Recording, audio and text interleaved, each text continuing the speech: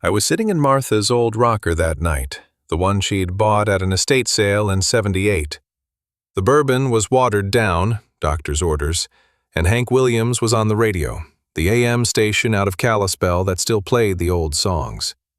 My arthritis was acting up something fierce, the way it always did before a big storm. That's when I heard it. Not a knock, mind you, but a scratching. Deliberate. Wrong. Now we get all sorts of critters out here. Raccoons, sometimes a black bear if the garbage isn't secured. But this was different. There was a pattern to it. 3 scratches, pause. 3 scratches, pause. Like somebody sending a message. I set down my glass on the doily Martha had crocheted. Lord knows I still couldn't bring myself to use the furniture without her doilies, and shuffled to the door. My knee was giving me grief, the one I'd banged up in Da Nang back in '71. Through the peephole, all I could see was snow swirling like one of those glass globes kids shake. But there, 2 eyes catching the porch light. Too high for a raccoon, too low for a deer. "Who's there?" I called out, feeling foolish talking to what was likely just some confused animal. The scratching came again, weaker this time. I opened the door, and I'll tell you what, my heart near about stopped. A German shepherd, female by the look of her, collapsed right there on my welcome mat. The one Martha had picked out with the sunflowers on it. Blood was spreading across those yellow flowers, turning them rust-colored in the porch light. But it wasn't the blood that got me. It was the trap. Her front leg was caught in what we used to call a bear trap, but modified. Someone had filed the teeth inward so they'd dig deeper if the animal struggled. That's not hunting, friends. That's torture. And this was no accident. The trap had been painted black, made to blend with shadows. Someone had set this deliberately. The dog looked up at me, and I swear on Martha's grave there was something in those brown eyes I recognized. Not fear, though Lord knows she had every right to be afraid. It was the same look I'd seen in wounded soldiers' eyes in Vietnam. That moment when they decide to trust you with their life because they've got no other choice. "Easy there, girl," I said, dropping to my knees despite the shooting pain. Snow immediately soaked through my pajama bottoms, the flannel ones Martha had gotten me from the Sears catalog our last Christmas together. That's when I saw she was pregnant. Real pregnant. The kind where you know those puppies are coming any day now. But what made my blood run cold was the collar. Thick leather, expensive, with a brass nameplate that caught the light. I leaned closer, squinting without my reading glasses, and made out the engraving. Property of Garrison Ranch. Now, if you're not from these parts, that name might not mean anything. But everyone in Whitefish County knew the Garrisons. Wayne Garrison owned the biggest spread in 3 counties. His brother Bob was our sheriff. They had their fingers in everything. The bank, the county commission, even the hospital board. You didn't cross the Garrisons unless you were fixing to leave town in a hurry. The dog whimpered. First sound she'd made. Not a cry of pain, more like an apology for bleeding on my porch. "None of that now," I told her, the way I used to talk to scared animals at my practice. "We're going to get you sorted out." I tried to lift her gentle as I could. She had to weigh 70 pounds, maybe more with those puppies. My back protested. Another reminder that I wasn't the young man who used to hoist hay bales all day. But sometimes your body finds strength when it needs to. She didn't fight me, didn't even tense up when moving must have sent fire through that mangled leg. That kind of trust, friends, it's holy. That's the only word for it. Inside, under the kitchen's fluorescent light, the one that always hummed and that Martha had wanted me to fix, I got my first real look at her injuries. This wasn't just the trap. There were old scars across her back, circular burns that looked like, well, like someone had used her as an ashtray. They formed letters, W, G.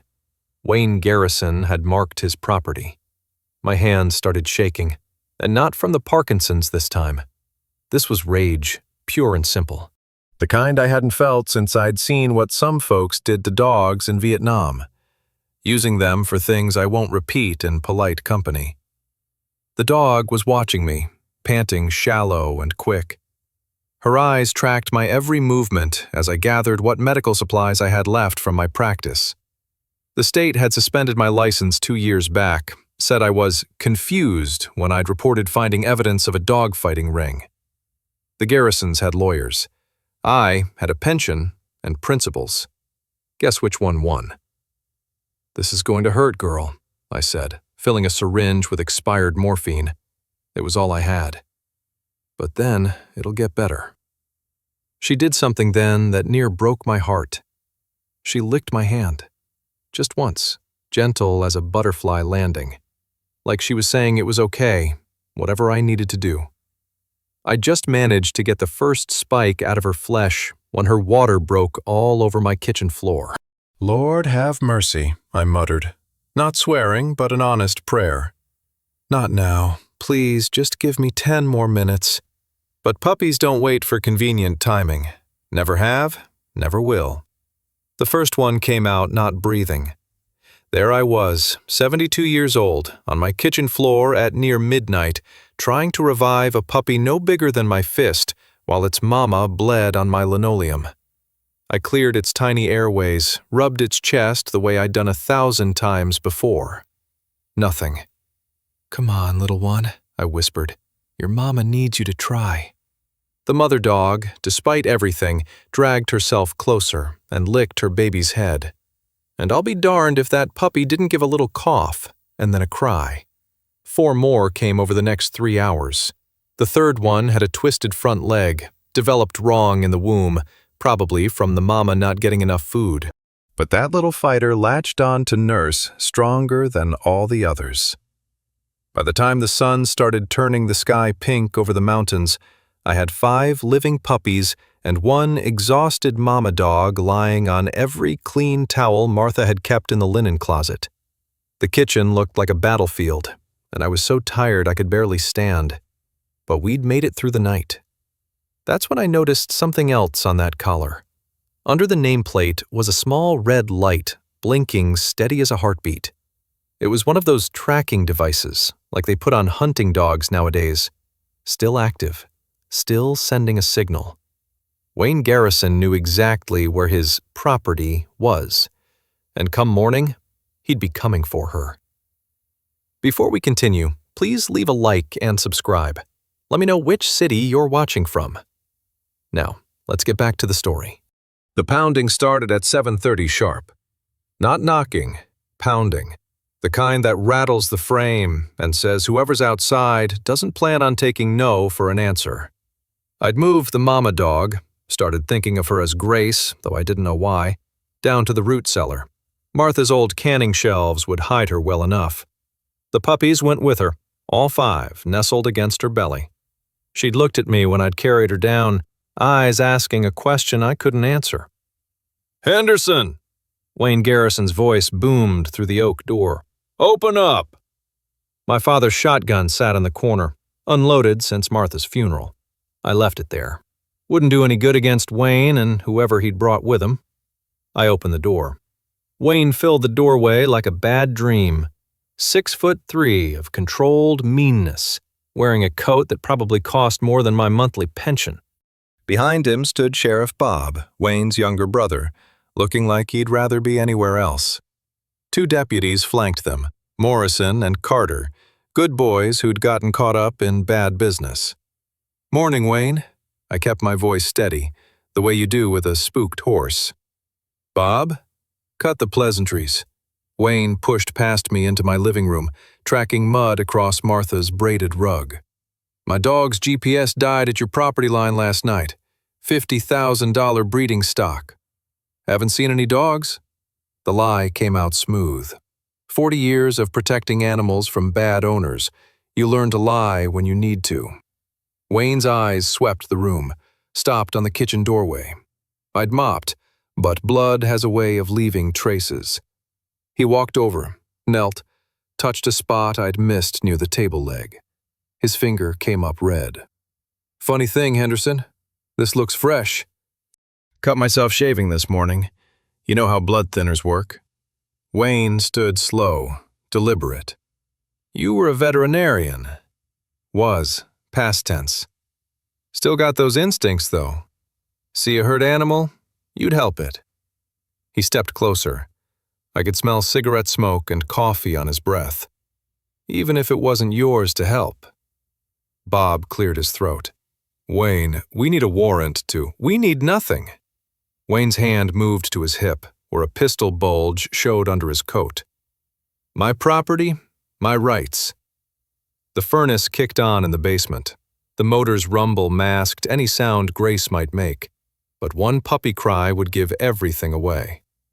That's when I saw Jake, Wayne's boy, standing by the truck outside. 16 years old, fresh bruise under his left eye, and burns on his wrist, circular scars, same size as the ones on Grace. Wayne's hand stayed on his pistol. Morrison, search the house. We need a warrant, Bob said again, quieter this time. I said search it. Morrison looked at Bob. The sheriff gave the smallest nod, the kind of surrender I'd seen too many times in this town. Morrison headed upstairs, his boots heavy on each step. The ceiling creaked as he moved through Martha's sewing room, our bedroom, the bathroom where her medicines still sat in the cabinet. Jake entered behind his father, moving stiff like his ribs hurt. The boy kept his eyes down, but I caught him glancing toward the basement door. He knew. Somehow, the boy knew. Funny thing about that dog, Wayne said, pulling out his phone. Showed me a photo. Grace, younger, healthier, standing proud. Paid $10,000 for her 2 years ago.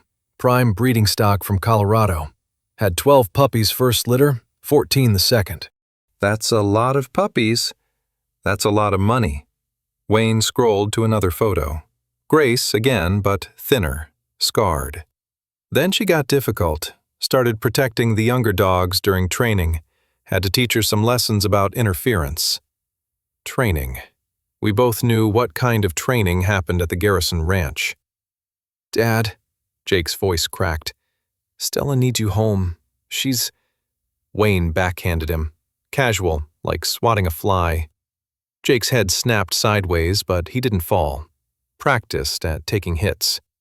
Stella's fine, Wayne said. Boy needs to learn when to speak. Bob shifted his weight. Wayne, the kid's soft. His mother's fault. Made him weak. Jake's mother had died last year. Fall down the stairs, the paper said. Closed casket funeral. Carter came up from the basement. My chest went tight, but his face stayed neutral. Just cannon stuff down there, Mr. Garrison. Lot of dust. He'd barely looked. Why? Wayne's phone buzzed. He read the message, his face darkening. The dog's collar just came back online. Signal's weak, but it's here. The tracker. I'd thrown it in the old coal furnace, but the metal body must have protected it somehow. Check the basement again, Wayne ordered. Thoroughly. Carter headed back down. I counted my heartbeats. 10, 20, 30. A sound from below. Soft but unmistakable. A puppy's cry. Wayne smiled. There we go. Bob grabbed Wayne's arm as he moved toward the stairs. You can't just— Wayne shook him off.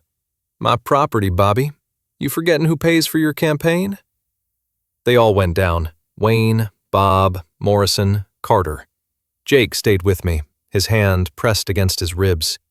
She protected me, Jake whispered, quick and urgent. When Dad got drunk. When he needed something to hurt. Luna, that's what I called her. She'd get between us. That why she has those burns? Jake pulled up his shirt. The same pattern of circles across his ribs, some old, some fresh. We match. Footsteps on the basement stairs. Wayne emerged carrying one of the puppies, the runt with the twisted leg. It mewed, searching for milk that wasn't there. Look at this. Wayne held it up by the scruff. Deformed. Worthless. This is what happens when breeding stock goes bad. Behind him, Bob and Morrison carried Grace up. She was trying to walk, but her injured leg wouldn't hold weight. Her eyes found the puppy in Wayne's hand, and she made a sound I'd never heard from a dog. Pure maternal desperation. "Set her down," I said. "Or what?" Wayne pulled out his pistol, held it loose at his side. "You'll report me? Like you tried before? How'd that work out, Doc?" They set Grace on my living room floor. She immediately tried to stand, to reach her puppy. Blood seeped through the bandage I'd wrapped around her leg. "This is what we do with broken merchandise," Wayne said, raising the gun toward Grace. Jake stepped between them. "No." Father and son locked eyes. The room went silent, except for Grace's panting and the puppy's cries. "Move, boy." "No." Wayne's finger moved to the trigger. That's when I heard it. Car engines, multiple vehicles, coming up my drive fast. Bob looked out the window. His face went white. "Wayne, we need to go." "Who is it?" "Emily Watson, the new vet. She's got people with her, 3, maybe 4 cars." Wayne lowered the gun but kept hold of the puppy. "This isn't over, Henderson." They moved toward the door. Wayne stopped, turned back. "Oh, and Henderson? That basement room behind the shelves? The one my brother somehow missed? Might want to keep it locked better." He tossed the puppy at me. I caught it against my chest, its tiny heart racing against my palm. They were gone before Emily's car pulled up, but Wayne's message was clear. He knew exactly where Grace had been hidden. Bob had seen and lied about it. But why would the sheriff protect us? Jake stayed behind, watching their truck disappear. When he turned back, I saw tears running down his face. "Mr. Henderson," he said, "there's something you need to know about my mother's death." Jake's hands shook as he pulled something from his jacket pocket. An old phone, the kind with actual buttons. The screen was cracked down the middle. "Mom gave me this the night she died." His voice came out rough, like words scraped over gravel. "Said to keep it hidden. Said to only use it if—" Emily Watson burst through the door, her veterinary bag in one hand, car keys in the other. Behind her came Mrs. Chen from down the road, and a woman I didn't recognize, 30s, sharp eyes, holding one of those smartphones like a weapon. "Thomas, are you all right? We saw Wayne leaving." Emily stopped, saw Grace on the floor, the puppies scattered across the living room. "Dear God." Grace tried to lift her head. Blood had soaked through the bandage, spreading across Martha's hardwood. Emily dropped beside her, hands already working. "How long since the injury?" 9 hours? Maybe 10? "She needs surgery. Real surgery."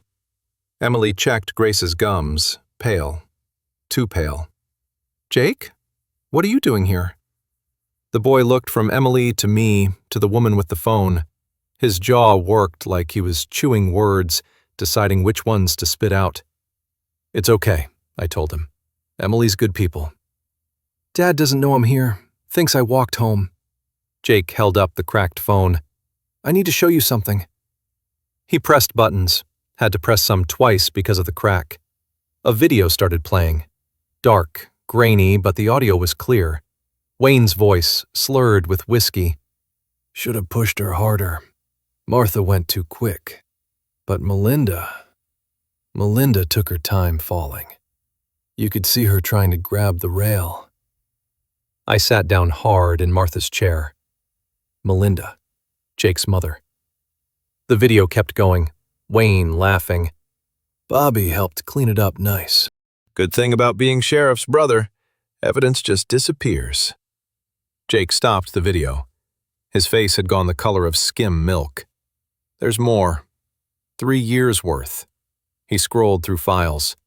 Every dogfight, every person who placed bets, every cop who looked the other way. The woman with the smartphone stepped forward.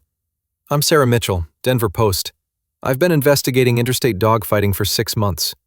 She looked at the phone in Jake's hand like it was the Holy Grail.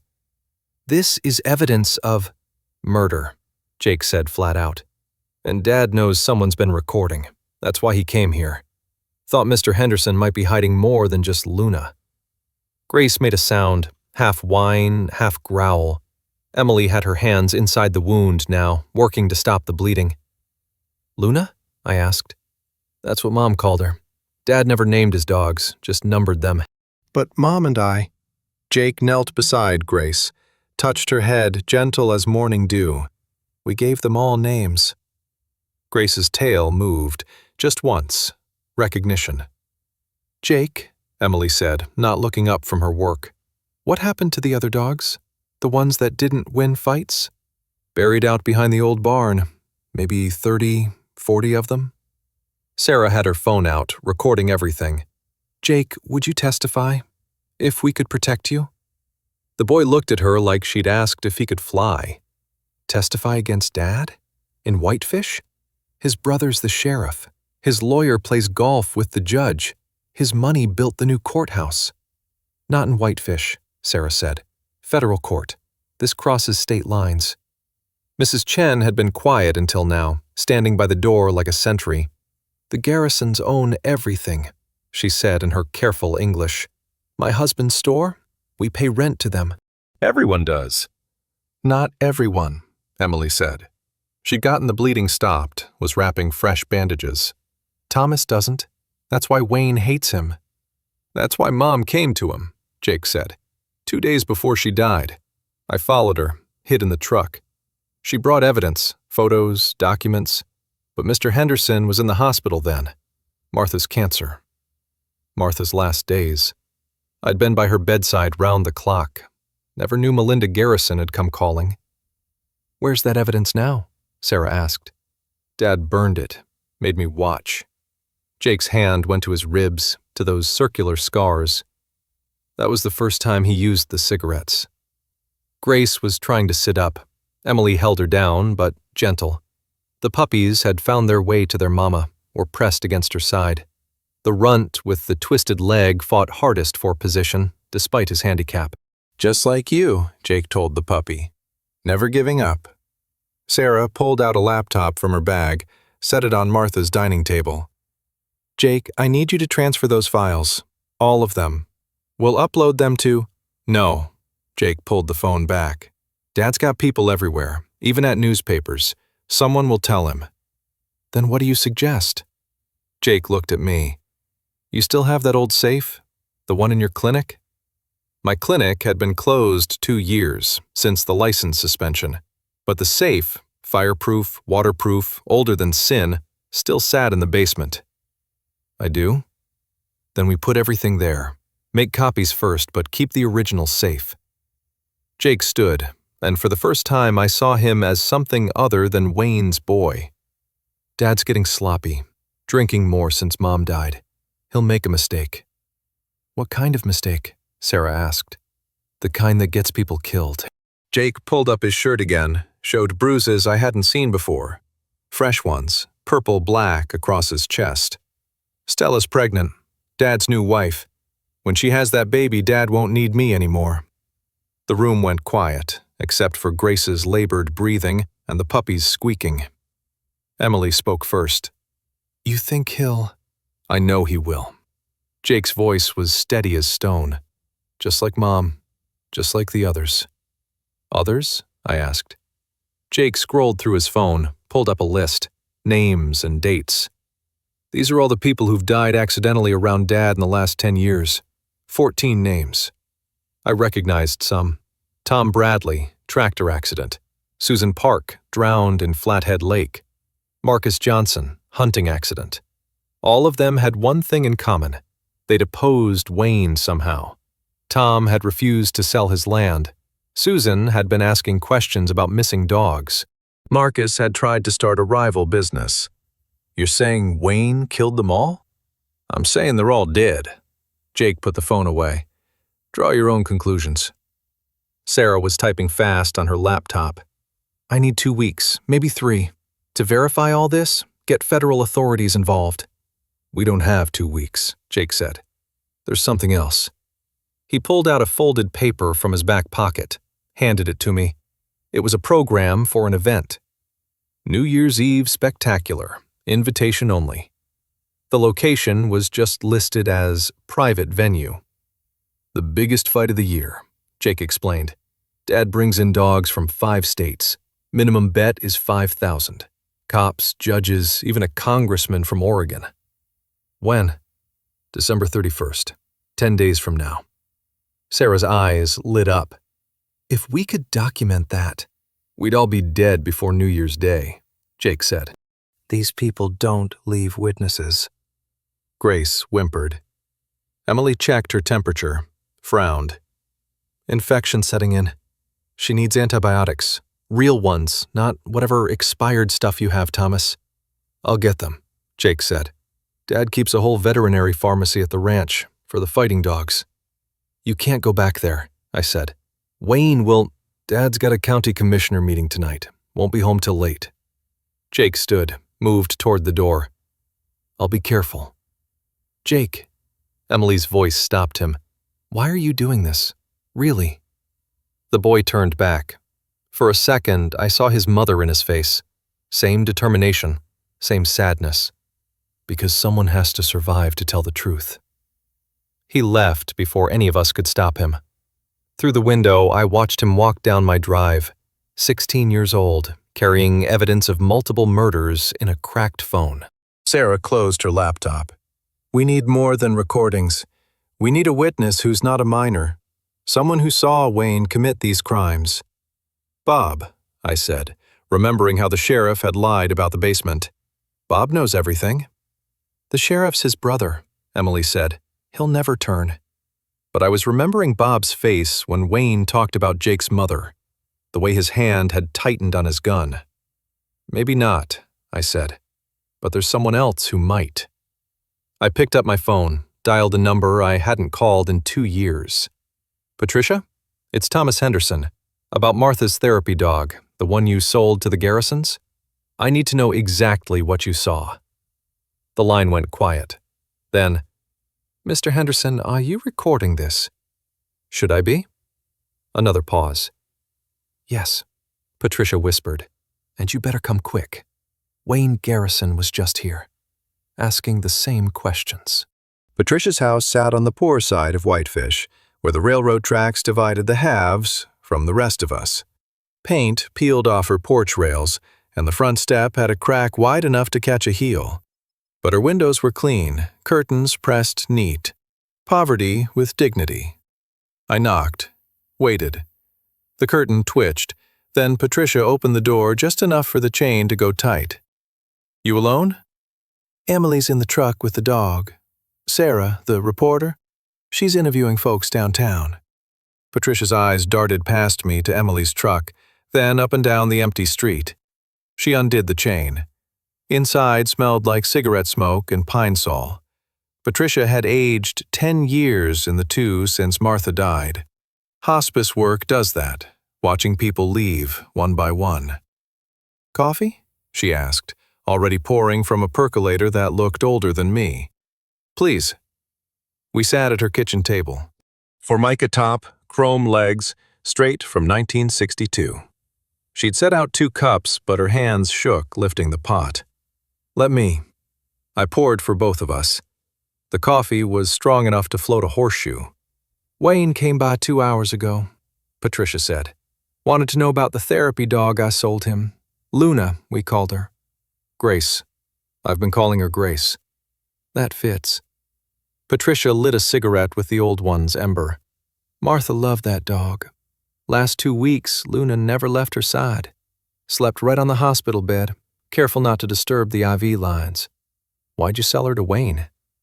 Patricia's laugh came out bitter. Sell? He took her. Day after Martha's funeral, he shows up. Says the dog bit his son. Demands I hand her over or he'll sue the hospice program into dust. Luna wouldn't bite anyone. Course not. But Wayne had pictures, fake probably, and lawyers. The hospice board folded like wet paper. She tapped ash into a coffee can. Luna knew something was wrong. Tried to run when Wayne put the collar on her. He had to... She stopped, took a long drag. Had to what? Had to use a cattle prod to get her in the truck. My coffee cup cracked. I'd been squeezing it without realizing. Brown liquid spread across the formica. Sorry. I grabbed a dish rag from her sink, mopped up the mess. Don't apologize. Patricia stubbed out her cigarette, lit another. I should have fought harder, but my daughter, She works at the bank. Wayne holds the mortgage. You understand? I understood. Everyone in Whitefish had pressure points. Wayne knew them all. There's more, Patricia said. She got up, went to the china cabinet that held no china, just stacks of papers. After Luna was taken, I started keeping track. She spread papers across the table. Lists of names, dates. These are all the therapy dogs in our program who went missing over the last 3 years, 12 total. I recognized some names. These were all sold to Wayne? Sold, stolen, disappeared. Always the gentle ones, the ones who wouldn't fight no matter what. She pointed to one name. This one, Buddy, belonged to an old veteran named Carl. Buddy vanished from Carl's backyard. Carl died 2 weeks later. Heart attack, they said, but I think it was heartbreak. Why didn't you report this? Patricia just looked at me. We both knew why. My phone rang. Emily. Thomas, you need to get back. Jake just called. Something's happened at the ranch. The drive back took 15 minutes, but felt like hours. Emily had moved Grace and the puppies to my basement, made a proper nest with heating pads and clean blankets.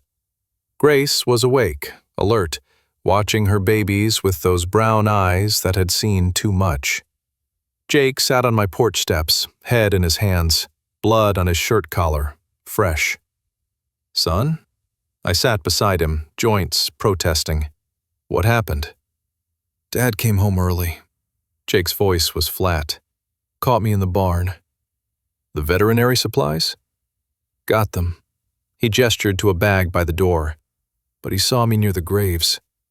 The dog graves? Jake lifted his head. His right eye was swelling shut, purple-red like overripe fruit. He knew I knew. Started swinging. But Thomas, he pulled out his phone. Not the cracked one, a different one. I recorded it, him confessing, everything. He hit play.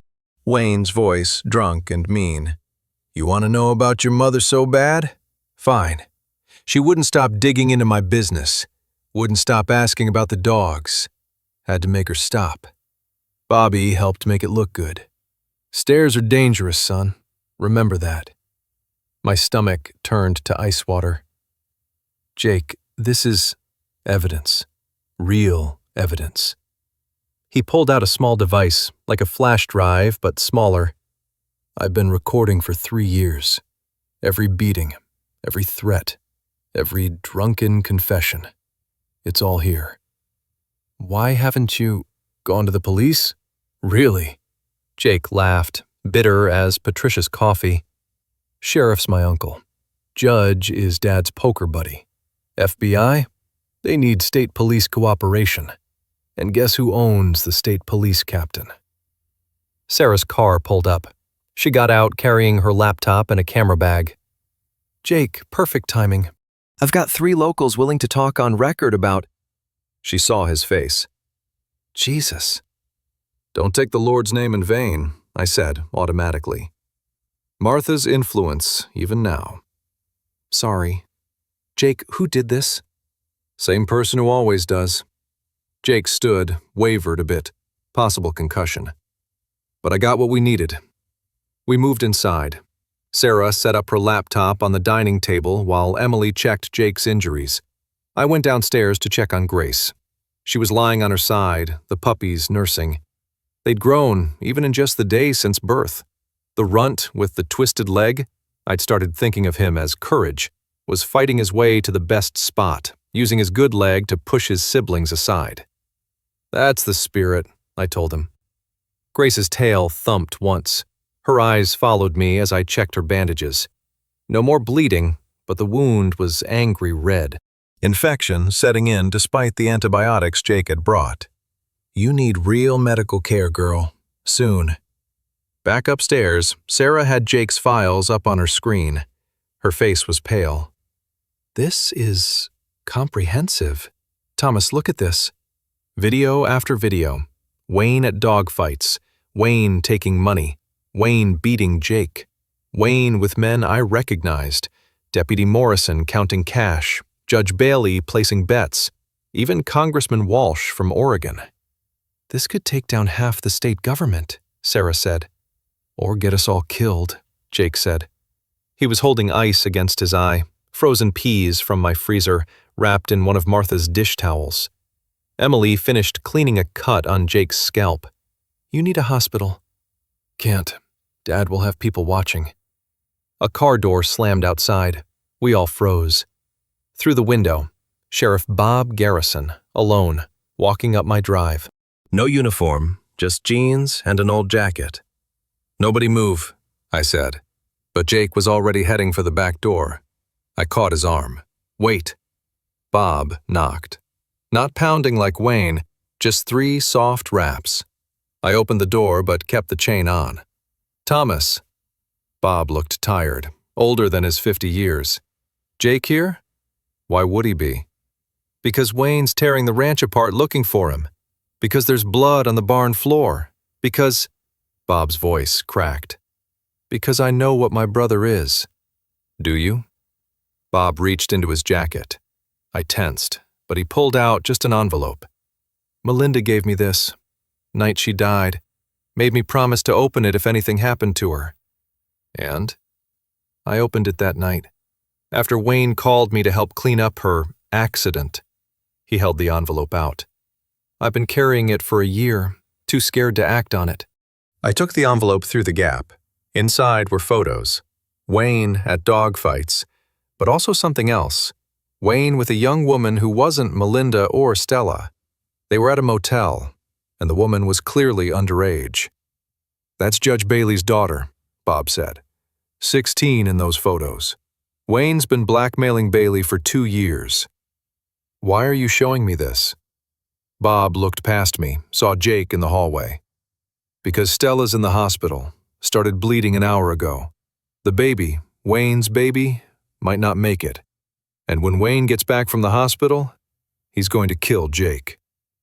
You're the sheriff, Emily said from behind me. Stop him. Bob laughed, broken glass in his throat. I'm the sheriff he bought. Every deputy, every resource, every inch of power I have comes from Wayne. But maybe, he looked at Sarah and her camera, maybe if someone else had evidence. Someone not from here. Someone who could take it federal without going through local channels. Sarah stepped forward. I can do that. Bob pulled out another envelope, thicker. Every crime I've covered up for Wayne. 14 murders made to look like accidents. Dogfighting rings in 5 states. Blackmail, extortion, witness intimidation. It's all here. Why now? Jake asked, his voice thick with pain and suspicion. Bob looked at his nephew. Because your mother begged me to protect you. That night, as she was dying, she made me promise. I've been a coward for a year, but seeing Stella in that hospital bed, maybe losing another baby. He stopped, composed himself. Wayne's lost control.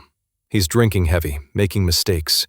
That New Year's Eve fight, he's invited federal judges, state senators. If that gets exposed, everyone goes down, Sarah finished. Everyone, Bob confirmed, including me. I'll lose my badge, probably do time. But at least Jake lives. I undid the chain, opened the door fully. Come in. Bob stepped inside, saw the evidence spread across the table, saw the videos on Sarah's laptop. Jake's been recording for 3 years, I said. Bob nodded slowly. Smart boy, like his mother. Will you testify? Sarah asked. On record? Yes. No hesitation. But we need to move fast. Wayne's called in favors. He's got men coming from out of state. Professional cleaners. Cleaners? People who make problems disappear. Bob looked at Jake. You're the problem. Jake stood straighter, despite the pain. Then we'd better make sure I don't disappear. Sarah started packing her equipment. I need somewhere with internet, somewhere Wayne won't look. The church, I said. Father Miguel's been fighting Wayne for years. He'll help. That old priest? Bob shook his head. Wayne owns the church board.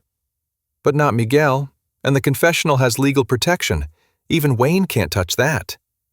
Emily was already grabbing medical supplies. What about Grace and the puppies? They come with us. I headed for the basement. We're not leaving anyone behind. As I lifted Grace, she barely whimpered despite the pain. I heard Bob on his phone. Morrison, it's Bob. I need you to do something. Don't ask questions, just do it. Put out a bolo for Jake Garrison. Make it loud, make it public. Say he's wanted for questioning and a theft at the ranch. No, don't actually look for him. Just make Wayne think we are. He hung up, met my eyes. That'll buy us maybe 6 hours. Wayne will think I'm doing my job. 6 hours.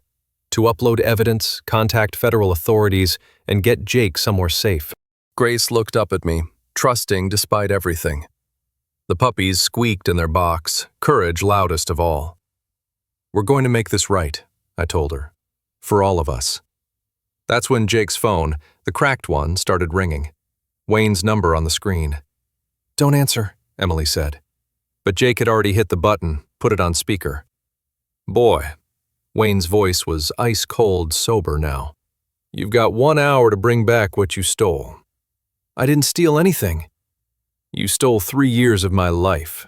Those recordings. 1 hour, or I start with the vet, then the old man, then anyone else who helped you. The line went dead. Bob checked his watch. He's not bluffing. He'll come. I thought about Martha, how she'd faced her cancer with dignity and grace, how she'd want me to face this. Then let him come, I said. We'll be ready. But even as I said it, I saw something through the window that made my blood freeze. Black smoke rising from the direction of town. Emily's clinic was on fire. Emily's truck keys were already in her hand. My patience, there's 2 cats and a diabetic dachshund boarding. Bob grabbed her wrist. It's a trap. Wayne's drawing you out. The smoke column widened, black against the morning sky. Even from 2 miles away, we could see orange flickering at its base. I can't leave them to burn. Emily pulled free. You won't save them if you're dead, Bob said. Wayne's got men watching the clinic. Guarantee it. Sarah had her phone out, filming the smoke. This is evidence. Arson is nothing without proof, Bob finished. Fire Marshal's Wayne's cousin. It'll be ruled electrical, mark my words. Jake stood at the window, that cracked phone still in his hand. His good eye tracked something outside. Mr. Henderson, your neighbors are leaving. I looked. Sure enough, the Chens were loading suitcases into their Suburban. Moving fast, not looking back. Wayne's clearing the area, Bob said. Probably told folks there's a gas leak or something. No witnesses. Grace whimpered from the blanket Emily had laid on my couch. Her breathing was labored, wet-sounding. The infection was spreading despite the antibiotics. We need to move, I said. Church is 15 minutes if we take the back roads. Church is the first place Wayne will look, Bob countered. Father Miguel's been a thorn in his side for years. Then where? Jake set down the phone. The old mine. We all turned to look at him. Garrison Mine. Been closed since the 60s. Dad stores things there sometimes, things he doesn't want found. That's Wayne's territory, Bob said. Suicide to go there. No, it's perfect. Jake pulled up something on his phone, a map. There's an old office building at the entrance. Stone walls, one way in, one way out. Defensible. This isn't a war, Emily said. Jake's swollen eye fixed on her. Isn't it? Sirens wailed in the distance. Fire department heading to Emily's clinic. To save the empty building, the animals would already be gone. How do you know the mine so well? I asked Jake. Mom took me there, year before she died. Said if anything happened to her, I should hide there.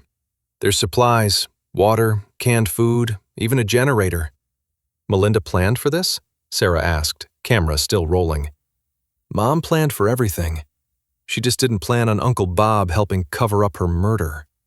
Bob flinched but didn't defend himself. Truth was its own punishment. My phone rang. Unknown number. Don't, Bob started. I answered anyway. Henderson. Mr. Henderson? Young female voice, scared. This is Stella Garrison. I'm at the hospital. I need— Can you come, please? I looked at Bob. He shook his head. Trap. Wayne's there? No, he left. Said he had business to handle. Mr. Henderson, I'm losing the baby. And I found something in his coat. A list of names. Jake's at the top. Stella. Yours is second. The room went quiet enough to hear Grace's labored breathing. There's a dozen names, Stella continued, all marked with dates. December 31st. All the same date. The New Year's Eve fight. Wayne was planning to clean house entirely. Stella, listen carefully. Is there anyone with you? Any of Wayne's men? Just nurses. But Mr. Henderson, there's something else.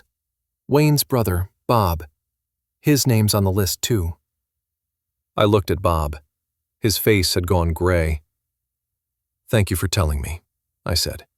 Tell Jake. Her voice broke. Tell him I'm sorry. About his mother. I knew, but I was too scared. The line went dead. Bob sat down heavy in Martha's chair. He's going to kill me, too. You're surprised? Jake asked, no sympathy in his voice. I'm his brother. So was Abel. Sarah lowered her camera. We need federal protection. Now. Not after we upload evidence. Now. Takes time, Bob said.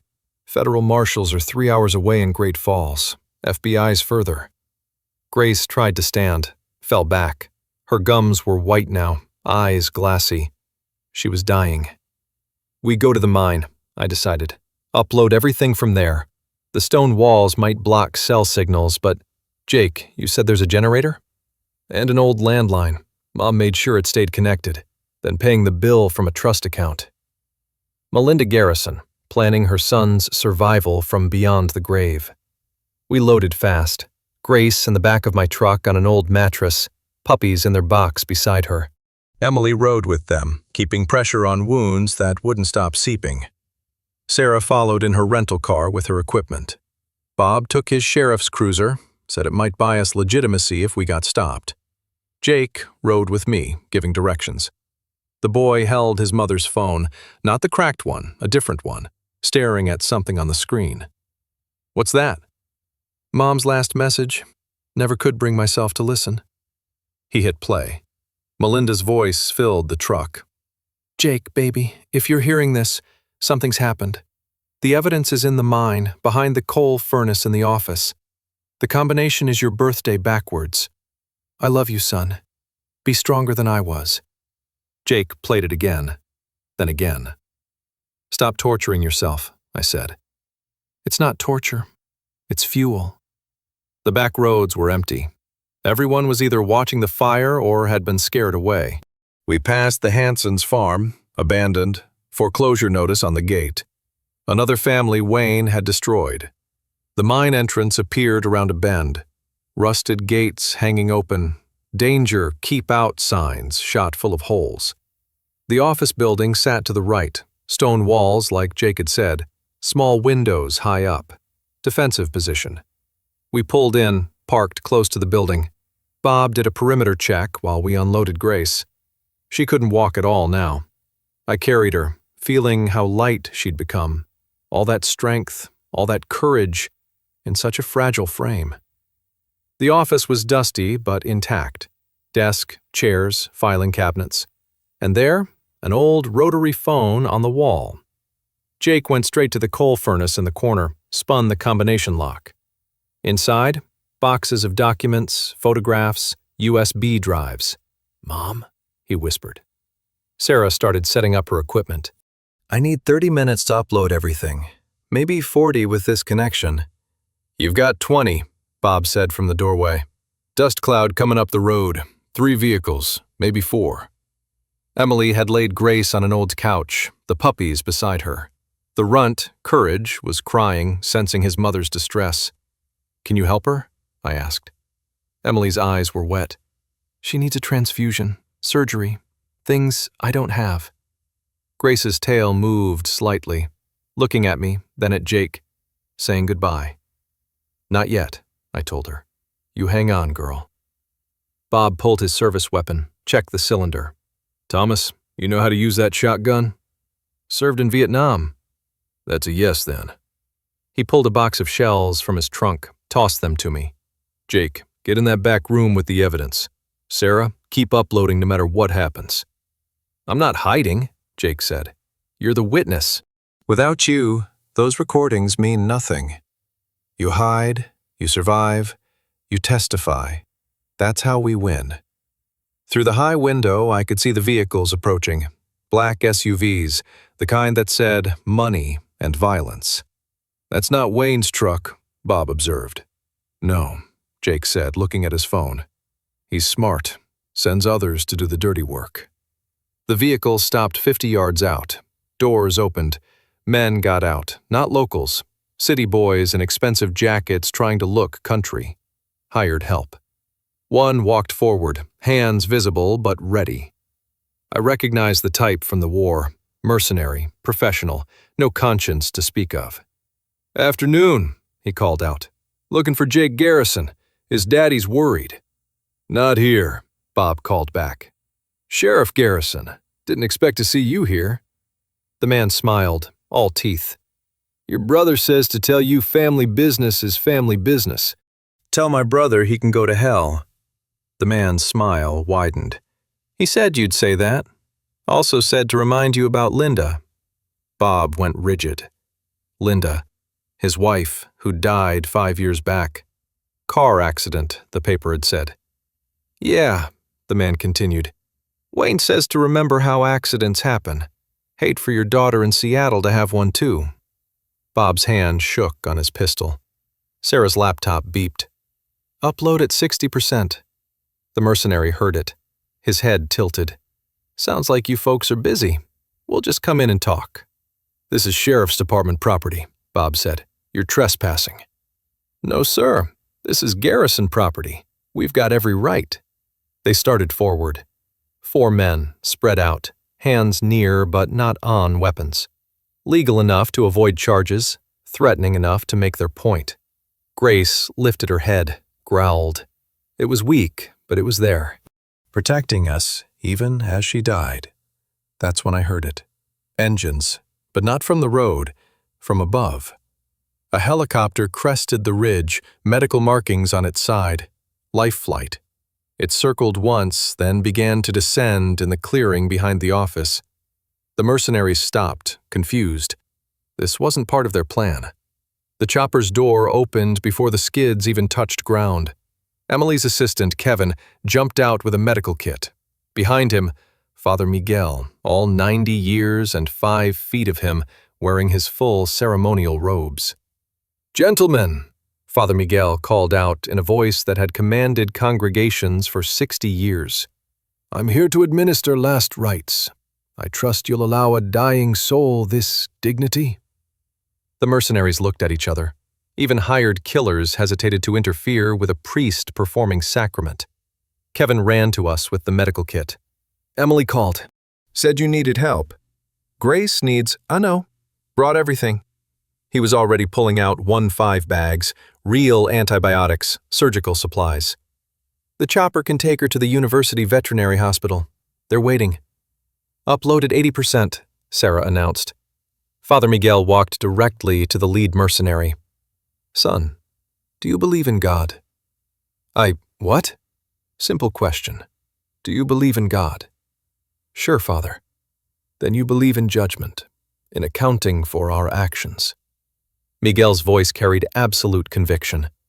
Whatever you're being paid, is it worth your soul? The mercenary actually stepped back. That's when Bob's radio crackled. Sheriff, this is dispatch. FBI agents requesting your location. They say it's urgent regarding Wayne Garrison. Bob looked at the mercenaries. Federal agents, 10 minutes out. You boys want to be here when they arrive? The lead mercenary pulled out his phone, spoke quietly, then louder. Mr. Garrison wants to talk to his son. He held the phone out. Jake stepped from the back room, took the phone. Dad? Wayne's voice was loud enough for everyone to hear. You've got something belongs to me. You mean the evidence of Mom's murder? Or the list of people you plan to kill? Silence. Then, you don't understand business, boy. I understand murder. Your mother was weak. You're weak. But that baby Stella's carrying, if it's a boy, he'll be strong, raised right. Like you raised me? Better, without your mother's interference. Jake looked at the phone, then at us. Dad, you're on speaker. Sheriff Bob's here, and a reporter, and FBI is coming. Silence. Then Wayne laughed. You think that matters? I own judges. I own politicians. I'll be out in a week. Upload complete, Sarah announced. She turned her laptop around, showing the screen. The video was live on the Denver Post website. The headlines were already forming. Montana rancher exposed in murder conspiracy. But below that, a viewer count, 12,000 and climbing. It's viral, Sarah said. The whole world's watching. Wayne's voice changed, went cold. Then the whole world can watch what happens to people who cross me. Through the window, I saw more vehicles approaching. Not SUVs this time, Wayne's truck, and behind it, 2 more pickups full of men. The mercenaries relaxed, reinforcements arriving. But Grace suddenly stood, shaking, bleeding, but standing. She looked toward the door and howled.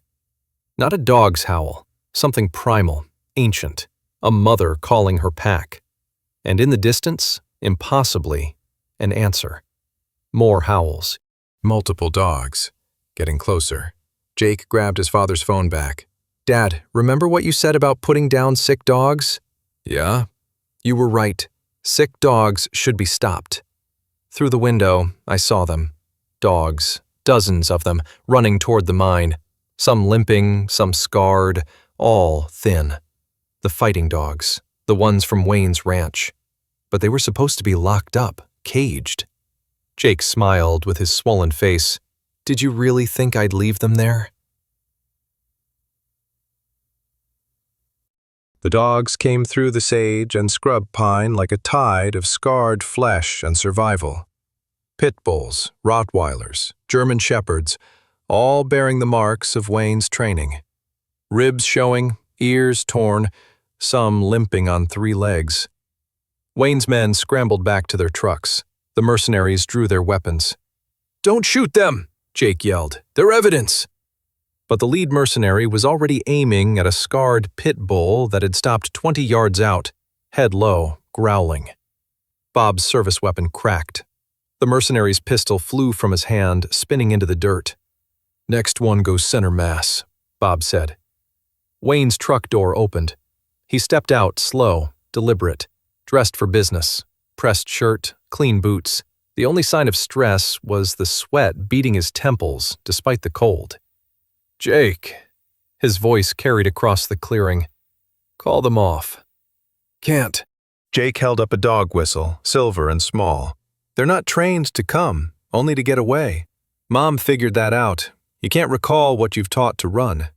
The dogs spread out, surrounding the vehicles, not attacking, just watching, waiting. Some I recognized from Patricia's list of stolen therapy dogs. One, a golden retriever with half an ear missing, wore a collar that said Buddy. Carl's dog, the veteran who died of heartbreak. Grace collapsed back onto the couch. Her breathing was shallow, quick. Kevin worked on her, inserting an IV, but his face told the story. Too late. Too much damage. Transport's ready, the helicopter pilot called, but we need to go now. Emily lifted Grace. Kevin grabbed the puppies. They started for the chopper. Wayne moved to block them. That's my property. That's a dying dog, Father Miguel said, stepping between them. Stand aside. Or what, Father? You'll pray for me? No. I'll bear witness. Miguel pulled out an old cassette recorder from his robes. Everything said here. Everything done. On record. Wayne laughed. You think your testimony matters? A senile priest? Not senile. Not yet. Miguel hit record. Wayne Garrison, December 21st, 2:30 p.m. Blocking medical treatment for an injured animal. FBI's here, Bob announced. 3 black sedans pulled up fast, agents piling out. The lead agent, a woman with short gray hair, held up her badge. Wayne Garrison?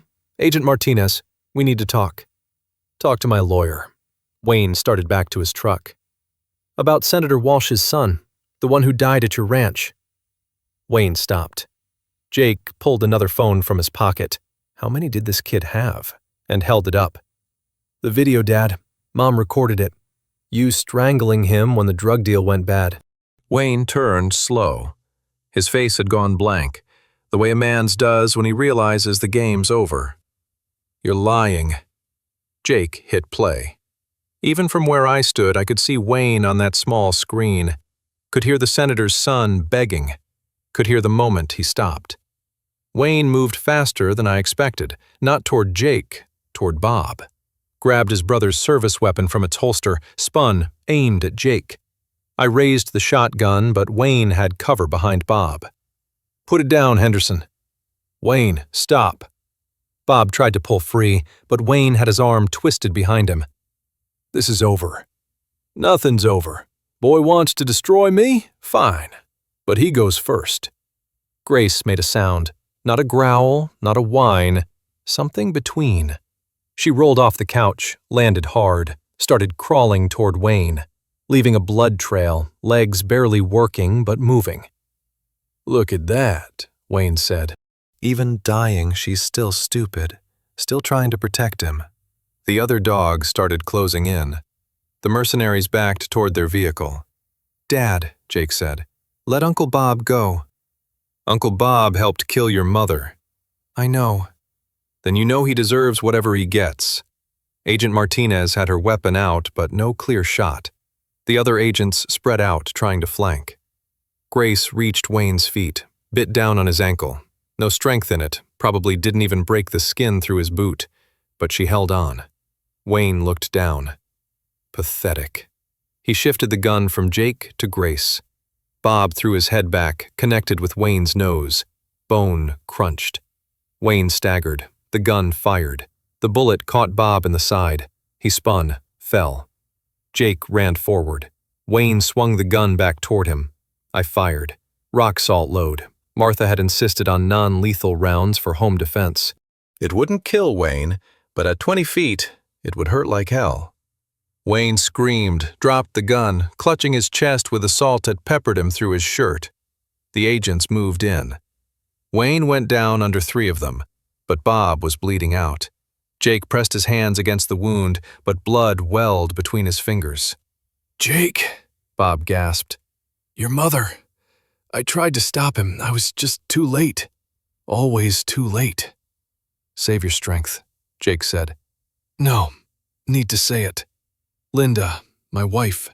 Wayne killed her too. Because I was going to leave. Take her away from here. He couldn't let that happen.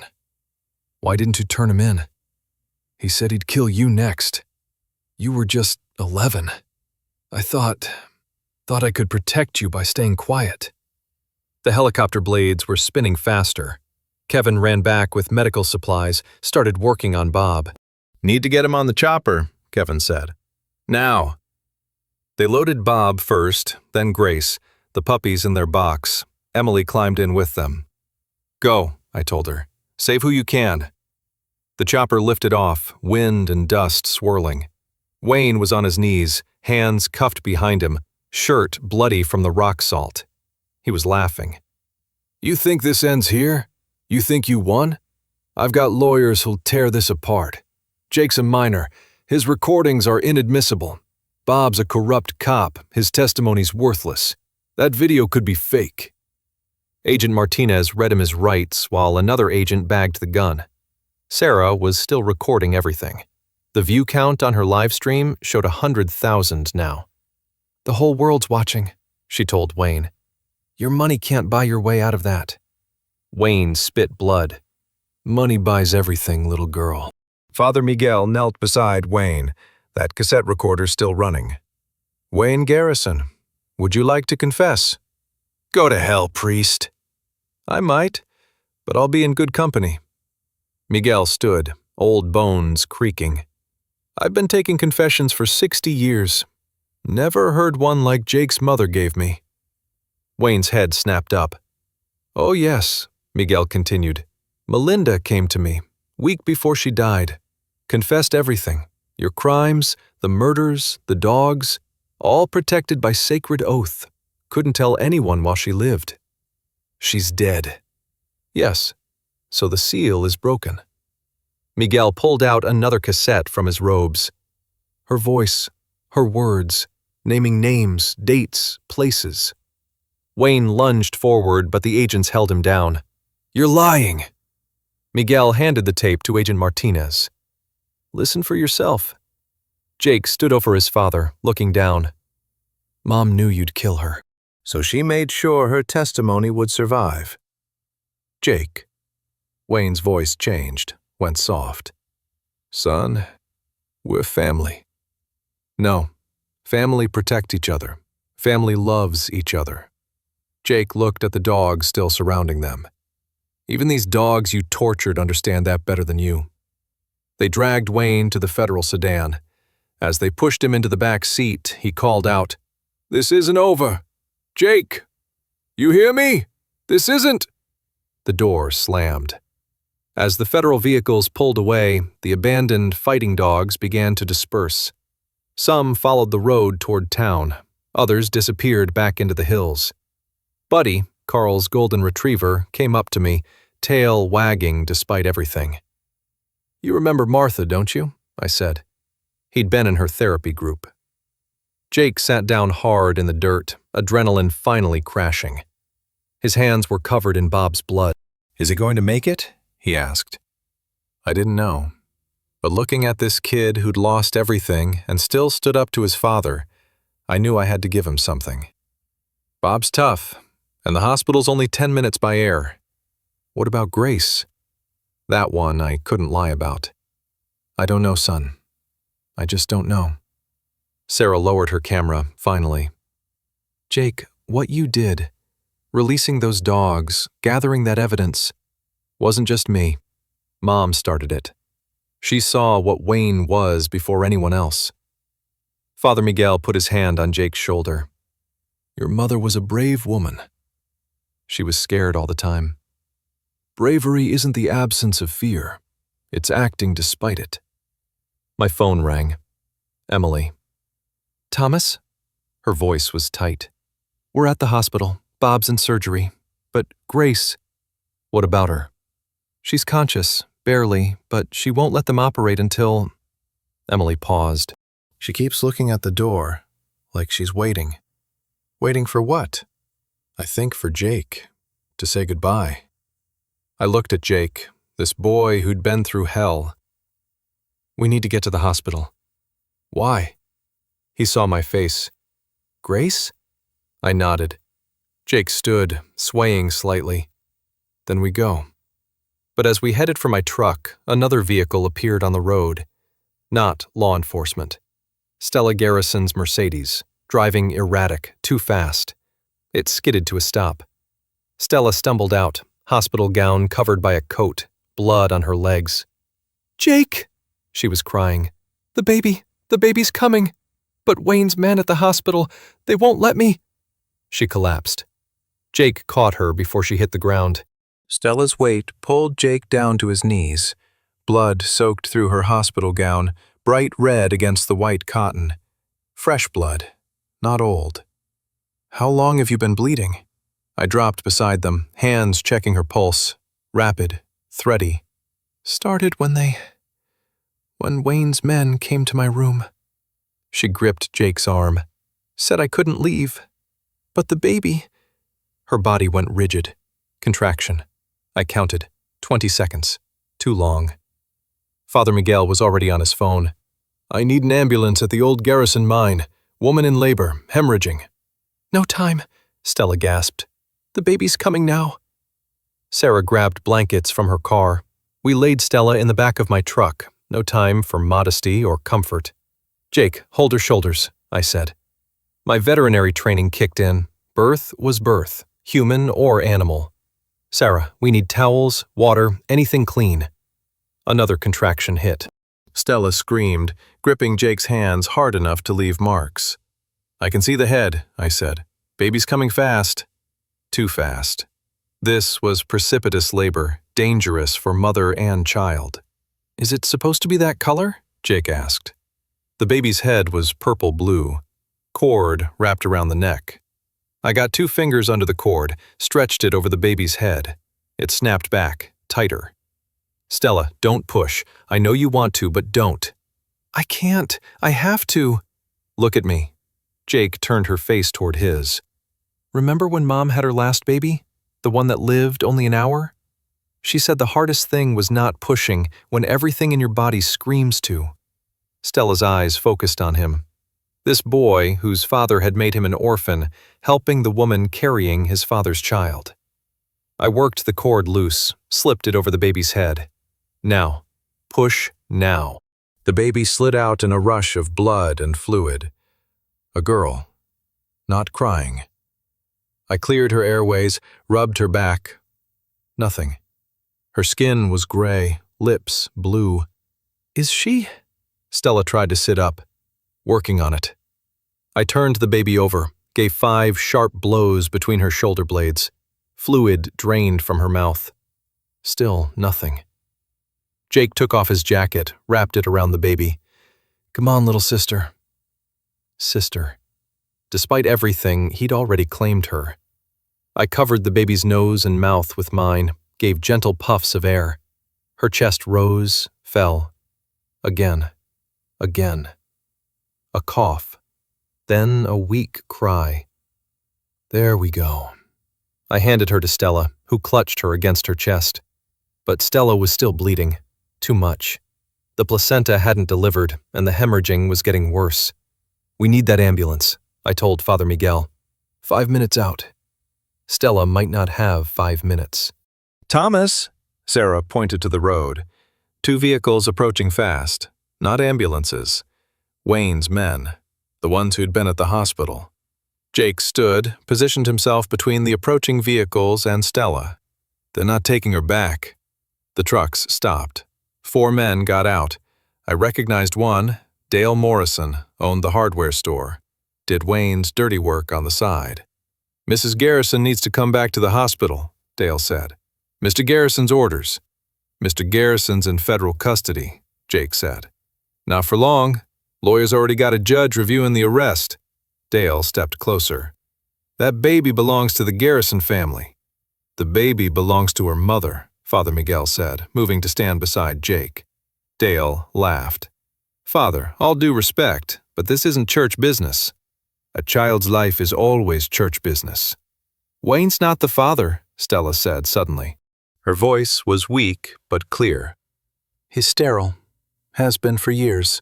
Mumps as a teenager. Everyone went quiet. You're lying, Dale said. Check his medical records. He's been hiding it, but it's true. Stella looked at Jake. Your mother found out. That's part of why he killed her. She knew he couldn't have children anymore. Then whose baby? Dale started. Mine. Stella's chin lifted. And someone who loved me. Someone Wayne murdered 6 months ago. Jake's phone, the one with recordings, was still in his pocket. He pulled it out, scrolled through files. Marcus Johnson, the hunting accident. He looked at Dale. You helped cover that up. Dale's hand moved toward his jacket. I wouldn't. Sarah had her phone up, streaming again. 50,000 people are watching right now. You pull a gun, the whole world sees. The ambulance siren grew louder. Close now. Dale looked at his men, back at us. This isn't over. Yes, it is. Agent Martinez's voice. She walked out from behind my truck, weapon drawn. Dale Morrison, you're under arrest for conspiracy, extortion, and accessory to murder. She'd never left. Had been waiting, watching. The other federal agents appeared from various positions. They'd been there the whole time. You set us up, Dale said as they cuffed him. No, Martinez said. Wayne set you up. Every crime you committed on his orders, he kept evidence. Insurance, he called it. We found it all at the ranch. The ambulance pulled up. Paramedics took over, working on Stella with practiced efficiency. They loaded her and the baby fast, professional. I'm going with her, Jake said. Jake, I said, Grace is waiting for you. He looked torn. The woman who'd just given birth to his sister, or the dog who'd protected him all those years? Go, Stella said. Grace needs you. We'll be okay. Jake hugged Stella gently, touched the baby's head. What's her name? Melinda, after your mother. Jake's eyes filled. He nodded, unable to speak. Father Miguel climbed into the ambulance with Stella. I'll stay with them. The ambulance left, sirens wailing. Agent Martinez finished processing Dale and his men. We'll need statements from all of you, she said, but it can wait. I heard there's a dog that needs saying goodbye to. Jake and I drove to the hospital in silence. Sarah followed in her rental. The hospital parking lot was chaos. News vans, federal vehicles, locals who'd heard about Wayne's arrest. We went in through the loading dock, avoiding the crowds. Emily met us in the hallway. Thank God. Grace won't let them put her under for surgery. She's waiting. She led us to a treatment room. Grace lay on a steel table, IV lines running into her leg. The puppies were in an incubator nearby, sleeping. Grace's eyes opened when Jake entered. Her tail moved, just barely. Hey, Luna, Jake whispered. He put his hand on her head. You did good, girl. You saved us all. Grace looked at him, then at me, then at the puppies, making sure everyone was accounted for. We're all here, I told her. We're all safe. She licked Jake's hand once. Then her eyes went to the corner of the room. Empty corner. Nothing there. But Grace was looking at something. Someone. Mom? Jake whispered. Grace's tail wagged stronger, just for a moment. Then she closed her eyes. The heart monitor began beeping rapidly. She's going, Emily said. We need to operate now or... Grace's eyes opened again, looked directly at Jake, waiting. It's okay, Jake told her. You can go if you need to. You've done enough. More than enough. Grace looked at the puppies one more time, then back at Jake. I'll take care of them, he promised. All of them. Grace's breathing slowed. The heart monitor's beeping spaced out. Do something! Jake turned to Emily. Jake, she's choosing. She's been holding on just to say goodbye. No. She survived Wayne. She survived the trap. She survived... The monitor flatlined. Emily started compressions. Get the crash cart! A nurse rushed in with the defibrillator. Emily charged the paddles. Clear! Grace's body jumped. Nothing on the monitor. Again! Another shock. Still nothing. Jake, I said gently. She's gone. No! Jake grabbed Grace's face. You don't get to die. You hear me? You don't get to leave me too. That's when I heard it. Soft at first. One of the puppies was crying. The runt, Courage, was awake, calling for his mother. Jake brought Courage to Grace, placed him against her neck. The puppy nuzzled her, making small sounds. And impossible as it was, Grace's monitor beeped. Once. Twice. A rhythm. Weak, but there. Emily stared. That's not possible. She's a mother, I said. Mothers don't leave until they know their babies are safe. Emily quickly inserted a breathing tube, started medications. We have a window, maybe 5 minutes to get her into surgery. They wheeled Grace out fast. Jake stayed with the puppies, holding Courage. Mr. Henderson, he said, what if she doesn't make it? I thought about Martha, about how she'd faced her last days with grace and dignity, how she'd told me death wasn't the ending, just a doorway. Then we honor her by living, by taking care of what she loved. My phone buzzed. Text from Bob's surgeon. He's asking for Jake. We went to the ICU. Bob was conscious, barely. Tubes and wires everywhere. Jake, he wheezed. The recording. Your mother. There's more. Rest, Jake said. No, Listen, Wayne didn't just kill your mother. He killed mine, too. And Thomas's Martha. I went cold. What? The cancer drugs. Wayne owns the pharmacy. He had them diluted. Sold the real drugs on the black market. Martha got sugar water instead of chemo. The room spun. Martha's death. The cancer that shouldn't have spread so fast. I have proof, Bob whispered. In my office. Hidden. He flatlined. The crash team rushed in. Someone pushed me back, away from Bob's bed. The doctor's hands worked over his chest, compressions, steady rhythm. 1, 2, 3, 4. The monitor stayed flat. Epi, 1 milligram, the doctor called. A nurse injected something into Bob's IV. Nothing. Jake stood frozen beside me, staring at his uncle, the last of his blood family, dying. Asystole, someone said. 3 minutes down. They continued working. The room smelled of antiseptic and fear sweat. My legs wanted to give out, but I locked my knees, stayed upright. Had to, for Jake. I hated him, Jake said quietly, for helping Dad, for covering up Mom's murder. But he was trying to make it right. The monitor flickered. A blip. Then another. Got him back, the doctor announced. Barely. Get him to OR, now. They wheeled Bob out. Jake followed to the doorway. Stopped. Mr. Henderson, what he said about Martha? My chest felt hollow. Martha, getting sicker despite treatment. The pharmacy Wayne owned, sugar water instead of chemotherapy. I need to know, I said. Jake pulled out one of his phones. Kid had more phones than a cell store, and dialed.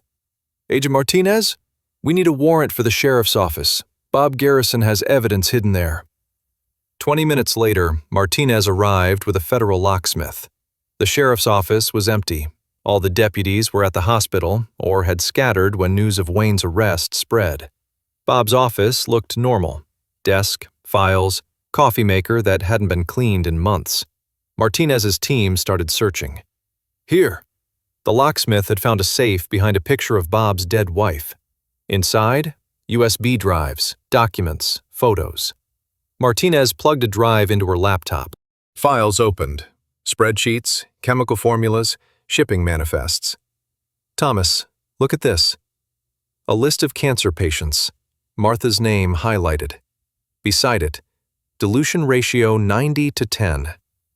90% saline, 10% actual medication. My knees gave out then. Jake caught my arm, helped me to a chair. Martha had suffered for nothing. The hope we'd clung to, the treatments that drained our savings. All fake. There's more, Martinez said. 15 other patients. All dead now. Murdered, I corrected. Wayne murdered them. My phone rang. Emily. Thomas, Grace is out of surgery. The veterinary surgical unit was quiet except for the hum of machines. Grace lay still, breathing tube down her throat, chest rising and falling with mechanical precision, but alive. We repaired the damage, the surgeon explained, but she lost a lot of blood. Next 12 hours are critical. Jake sat beside her, hand on her paw. The puppies were in their incubator, all 5 sleeping in a pile. Courage on top, despite being smallest. Like mother, like son, Emily said. Sarah arrived with her laptop. The stories everywhere. Wayne's arrest, the dog fighting, the murders.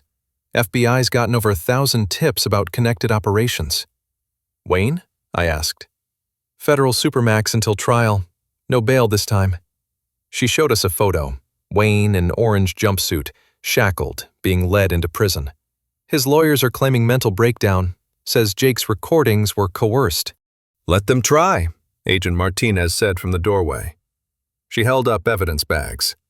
We found everything. The diluted drugs, shipping records, Wayne's personal notes about who to target. He kept trophies. Trophies? Photos of victims at their funerals, including Martha's. I wanted to rage, to break things, to hurt Wayne the way he'd hurt so many. But Martha wouldn't want that. She'd want justice, done properly. When's the trial? 6 months. Jake will have to testify. Jake nodded. I'm ready. 3 days passed. Bob survived his surgery but remained critical. Stella's baby grew stronger. Wayne's criminal network collapsed as co-conspirators turned state's evidence to save themselves, and Grace held on. The morning of day 4, I arrived to find Jake asleep in the chair beside her, courage curled on his chest. Father Miguel sat in the corner, rosary beads clicking softly. Any change? I asked. Watch, Miguel said. Jake stirred, courage squeaked, and Grace's eye opened. Just one, just barely, but she was looking at them. Grace? Jake sat up carefully, holding courage. Her tail moved. Half an inch, but deliberate. The surgeon came in, checked her vitals. She's breathing on her own. We can remove the tube. They extubated her slowly. Grace coughed, whined softly, then focused on Jake. He brought courage close. Grace sniffed her puppy, licked him once. She's going to make it, the surgeon said. I don't know how, but she is. 6 months later. The courthouse in Helena was packed. Federal prosecutors, FBI agents, media from around the world. Wayne's trial had become a symbol of justice against the untouchable elite. Jake sat in the witness box, no longer a boy. 6 months of growth, of therapy, of learning to live without fear. He spoke clearly, every word measured. My father killed my mother because she tried to protect dogs from being tortured. He killed Martha Henderson by denying her medicine. He killed at least 14 others who stood in his way. Wayne's lawyers tried to break him, questioned his memory, his motives, his mental state. Jake never wavered. The jury deliberated for 2 hours. Guilty. All counts. Life without parole. As they led Wayne away, he looked at Jake. You're no son of mine. I know, Jake replied. I'm my mother's son. 1 year later, December 20th. Snow fell soft outside my window, the same kind that had fallen the night Grace appeared at my door. She lay by the fire now, puppies, yearlings now, scattered around the room. All had found homes but visited often. Courage stayed with Jake, never left his side. Jake was packing for college, pre-veterinary program at Montana State. Emily had written his recommendation. You sure you want to do this? I asked. Mom would have wanted me to help animals, to be better than what I came from. Grace stood, walked over, still limping, always would, and leaned against Jake's leg. Besides, he said, someone needs to take care of all the broken things. Bob wheeled himself in from the kitchen, paralyzed from the waist down, but alive. He'd testified at Wayne's trial, lost his badge, did 6 months minimum security. Now he lived in my guest room, helped with the rescue shelter we'd started. Mail, he said, handing me an envelope. Photos from Stella. Little Melinda taking her first steps. They'd moved to Oregon, started fresh. The doorbell rang. I opened it to find a young couple with a thin, scared beagle. We heard you take in dogs that need help, the woman said. Grace walked to the door, sniffed the beagle, licked its face. Welcome. We do, I said. As they brought the beagle inside, I thought about Martha, how she'd always said God works through broken things, through scared dogs and brave boys, through second chances and last chances. Grace curled up with the new dog, mothering it like she did with all the broken ones who found us. Outside, snow kept falling. Inside, we were warm. We were family. Not the kind you're born into, the kind you choose. The kind that chooses you back. Even when it arrives bloody and dying at your door on the coldest night of the year, especially then. Thomas Henderson's Journal, December 20th. 2 years ago, a dying dog knocked on my door. I thought I was saving her. Now I know better. She saved me, saved Jake, saved us all. Martha was right, as usual. Love shows up when you need it most, sometimes on 4 legs, sometimes carrying puppies, always carrying hope. Wayne Garrison will die in prison, but Grace will die surrounded by love whenever that day comes. That's justice. That's enough. The puppies are learning to be therapy dogs now. Courage, despite his twisted leg, is the best of them. He knows about being broken and choosing to love anyway. Like all of us. Like Grace. Connecting hearts. I need to tell you something about that night Grace knocked on my door. I thought I was just helping one dying dog, but here's what really happened. Jake started teaching troubled kids how to train rescue dogs. Bob, even from his wheelchair, counsels families torn apart by abuse. Emily opened a free clinic for pets of folks who can't afford care. Sarah's articles changed laws in 5 states. Father Miguel holds blessing ceremonies for rescued animals. Mrs. Chen organizes neighborhood watches. Even Stella sends letters to women trapped like she was. See, Grace didn't just bring puppies to my door that night. She brought a truth I'd forgotten since Martha died. Broken souls recognize each other. They find each other. And together, they heal things that seemed beyond saving. That's what community really means. Disclaimer. This story was inspired by true events but created solely for entertainment purposes. It does not condone, encourage, or promote any form of violence, animal cruelty, or harmful behavior toward humans or animals. All characters and events are products of the author's imagination. Any resemblance to real persons, living or deceased, or actual events is purely coincidental. If you suspect animal abuse or domestic violence, please contact appropriate authorities immediately. Help is available through the National Domestic Violence Hotline and local animal welfare organizations.